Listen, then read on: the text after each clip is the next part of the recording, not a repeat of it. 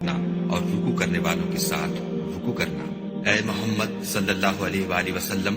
یہ باتیں اخبار غیب میں سے ہیں جو ہم تمہارے پاس بھیجتے ہیں۔ اور جب وہ لوگ اپنے قلم بطور قرآ ڈال رہے تھے کہ مریم کا متکفل کون بنے، تو تم ان کے پاس نہیں تھے، اور نہ اس وقت ہی ان کے پاس تھے جب وہ آپس میں جھگڑ رہے تھے۔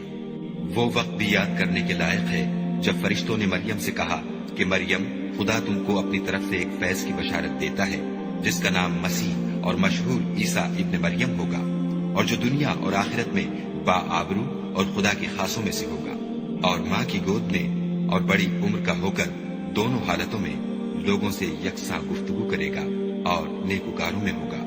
مریم نے کہا، پروردگار، میرے ہاں بچہ کیوں کر ہوگا کہ کسی انسان نے مجھے ہاتھ تک تو لگایا نہیں۔ فرمایا کہ خدا اسی طرح جو چاہتا ہے پیدا کرتا ہے، جب وہ کوئی کام کرنا چاہتا ہے تو ارشاد فرما دیتا ہے کہ ہو جا، تو وہ ہو جاتا ہے، اور وہ انہیں لکھنا پڑھنا اور دانائی اور تورات اور انجیل سکھائے گا۔ اور عیسیٰ بنی اسرائیل کی طرف پیغمبر ہو کر جائیں گے اور کہیں گے کہ میں تمہارے پاس تمہارے پروردگار کی طرف سے نشانی لے کر آیا ہوں، وہ یہ کہ تمہارے سامنے مٹی کی مورت بشکل پرند بناتا ہوں، پھر اس میں پھونک مارتا ہوں تو وہ خدا کے حکم سے سچ مچ جانور ہو جاتا ہے،